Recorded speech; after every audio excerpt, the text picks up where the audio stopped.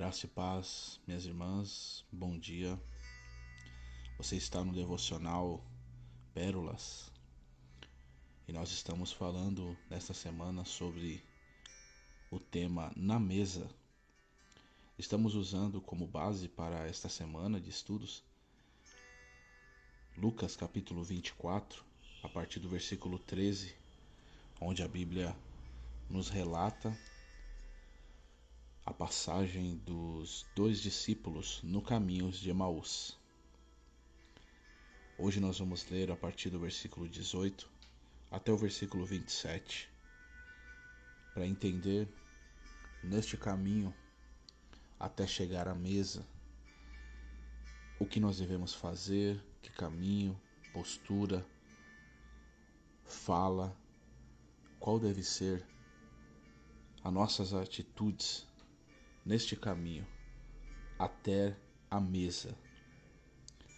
Lucas capítulo 24, do 18 até o 27, diz assim: Um deles, chamado Cleopas, perguntou-lhe: Você é o único visitante em Jerusalém que não sabe das coisas que ali aconteceram nesses dias?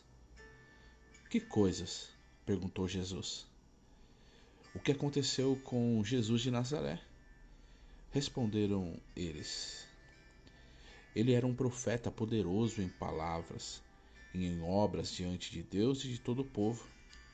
Os chefes dos sacerdotes e as nossas autoridades os entregaram para ser condenado à morte e o crucificaram. E nós esperávamos que ele era aquele que iria trazer redenção a Israel. E hoje é o terceiro dia desde que tudo isso aconteceu. Algumas das mulheres entre nós deram um susto hoje. Foram de manhã bem cedo ao sepulcro e não acharam o corpo dele. Voltaram e nos contaram ter visto anjos que disseram que ele está vivo. Alguns dos nossos companheiros foram ao sepulcro e encontraram tudo exatamente como as mulheres tinham dito, mas não o viram. Ele lhes disse: Como vocês custam a entender? E como demoram a crer em tudo que os profetas falaram? Não deveria o Cristo sofrer estas coisas para entrar na sua glória? Versículo 27. E começando por Moisés e por todos os profetas, explicou-lhe o que constava a respeito dele em todas as Escrituras. Olha só que interessante, meus irmãos. Estes discípulos tinham a informação que Jesus, que o Cristo, morreria, ressuscitaria, iria trazer um governo espiritual. Mais do que isso, eles tinham a informação de que o Cristo, o Jesus que eles viram, que havia sido morto e estava sepultado, eles tinham a informação das mulheres e dos discípulos que o túmulo estava vazio, que ele não estava lá, que ele havia ressuscitado. E mesmo com toda essa informação, eles tomam um caminho para longe de Jerusalém, longe da promessa que Jesus havia dado para que eles permanecessem em Jerusalém, até que do alto fossem revestidos, recebessem poder. Essa foi a promessa de Jesus. Quantas e quantas vezes nós temos a promessa de Cristo em nossa vida? Quantas e quantas vezes nós temos a movimentação acontecendo e mesmo assim tomamos um caminho contrário, tomamos o caminho oposto porque ainda não chegou o tempo e os nossos olhos ainda não contemplou. Mas nós temos a promessa, nós temos os indícios de que está acontecendo. Mesmo assim, nós tomamos o caminho contrário à promessa. E nós devemos entender que só há uma maneira de permanecer firme na promessa, firme no propósito. E Jesus vai ensinar a esses homens e chega a nós e nos ensina. Você vai precisar caminhar com quem mostra e esclarece as promessas na sua vida através da palavra de Deus. Esses homens estavam caminhando ao lado de Jesus e não enxergaram Jesus. Esses homens estavam ouvindo a voz de Jesus, que no final nós vamos ver na mesa, eles mesmos relatam. Nosso coração ardia enquanto ele falava, e mesmo assim não os enxergaram, mesmo assim não o perceberam. Quantas vezes nós estamos caminhando com aqueles que estão mostrando indícios das promessas de Deus em nossa vida, mas não vale mais para nós? Quantas vezes estamos vendo indícios, quantas vezes estamos vendo as coisas acontecerem, ainda que uma proporção menor? Ouvir falar que o túmulo está aberto e ver Jesus são totalmente opostos, mas só de ouvir falar já nos deve trazer esperança. Quantas vezes nós estamos caminhando com alguém ao nosso lado que está dizendo, está acontecendo algo, isso aqui é indício de que a promessa vai acontecer, isso aqui é indício que estamos no caminho certo, mas mesmo assim deliberadamente a gente rejeita, deliberadamente a gente faz por teimosia e vamos para o lugar oposto da promessa. Não aguardamos em Jerusalém, desejamos a todo custo sair e ir para Emaús, distante da promessa, distante da onde vamos ver.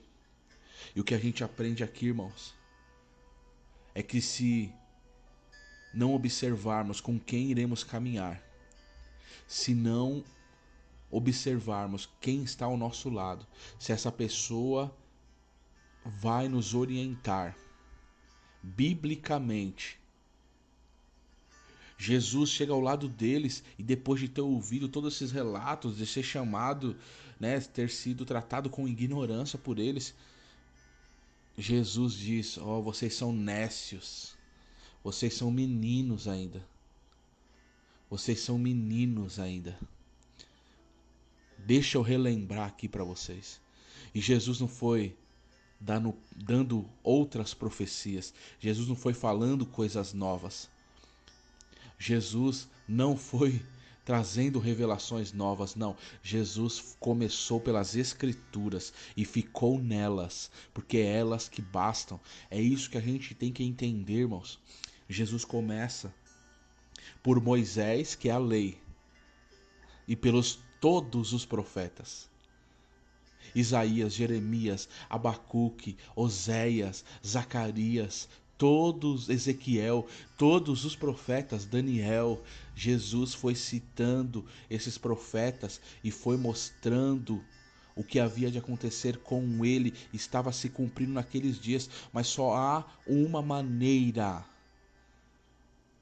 de confirmar a promessa em nossa vida, não é por revelação, não é por eis que te digo, não é através do profeta que revela CPF. Isso vai afagar só seu ego, vai te levar distante de Jerusalém. Só há uma maneira, é pelas Escrituras. Quem mostra a tua promessa pelas Escrituras, valorize isso.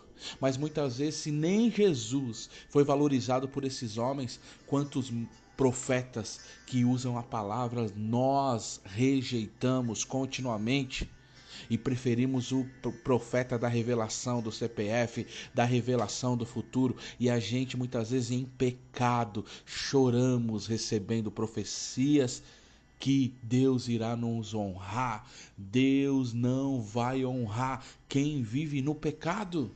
Deus não honra quem vive no pecado. Deus honra quem observa as Escrituras, caminha com quem ama as Escrituras, se apega nelas, tem ela como a sua base de fé, a sua prioridade, o caminho a qual vai caminhar. São elas, disse Jesus, são elas que testificam de mim. São elas que testificam de mim, as Escrituras, irmãos. Você só vai encontrar Jesus nas Escrituras. Você só vai encontrar Jesus na Bíblia. Procure uma igreja próximo da Bíblia. Essa é a nossa recomendação. Esta é mais perto. Esta é a igreja mais que eu tenho mais amizade, mais compromisso. O que está em jogo é a sua vida espiritual. O que está em jogo é a vida da sua família. Jesus começa de Moisés e os profetas e explica tudo o que constava a respeito dele nas Escrituras. Você pode estar caminhando no lugar errado. Você pode estar, mesmo com os olhos fechados, ter tomado uma direção errada. Mas só há uma maneira de voltar. Só há uma maneira de voltar para o centro da vontade de Deus. Voltar para Jerusalém é voltar para o centro da vontade de Deus. Só há uma maneira. Alguém que decorre e mostra Jesus em todas as Escrituras, que mostra a promessa que tem sobre a sua vida nas Escrituras, nada mais fora dela. Com quem você tem caminhado? Com quem você tem caminhado? Com quem você caminha, fala muito, eu acho, essa pessoa vai te levar para longe de Jerusalém. A pessoa que você caminha diz muito, na minha opinião, no meu ver, essa pessoa vai te levar longe de Jerusalém. Grude, ande, caminhe com quem nas Escrituras te mostra Jesus e vai abrir os seus olhos na caminhada que você está indo para o lugar errado. Que Deus nos ajude. Que Deus nos dê força, nos dê ânimo, nos dê vigor. São as Escrituras que nos fortalecem, que nos dão ânimo, que nos levará e nos ajudará a caminhar no centro da vontade de Deus. Vamos orar. Senhor, te louvamos, te agradecemos por esta palavra. Te damos graças, te louvamos, porque é na mesa, só na mesa, é que nós podemos perceber o verdadeiro valor. Como Jesus, Pai, declarou que o profeta de casa muitas vezes não tem valor, o profeta de casa não é percebido, o profeta de casa não é valorizado, não é tido como vindo de Deus. E muitas vezes não valorizamos, não o ouvimos. Se Cristo passou por isso, quanto mais nós, Pai. Muitas vezes saímos de Jerusalém, do lugar da promessa, onde temos uma ordem para permanecer, para ir para Emaús. Voltar da onde Jesus nos tirou. Cegos, impedidos de ver, sendo ignorantes contigo, Deus, culpando o Senhor. Mas o Senhor é misericordioso, caminha ao nosso lado e mostra o que é que abre nossos olhos. Nada mais do que a tua palavra. Continua sendo o colírio para o homem. Não é profecia, não é profetada, mas é a tua palavra, que é viva e eficaz, mais penetrante que espada alguma de 2 gumes, que Penetra na divisão da alma e do espírito, entre juntas e medulas, dividindo, Pai, dividindo alma e espírito, nos conscientizando do teu querer, da tua vontade. Que esta palavra produza, Pai, olhos abertos. Que essa palavra leve homens e mulheres de Emaús de volta a Jerusalém. Nos ajude, nos fortaleça e nos dê graça para a honra e glória do teu nome. Amém. Que esta palavra produza em você o fruto a qual foi mandado. Nada mais do que a palavra. Deus em Cristo te abençoe. Até amanhã.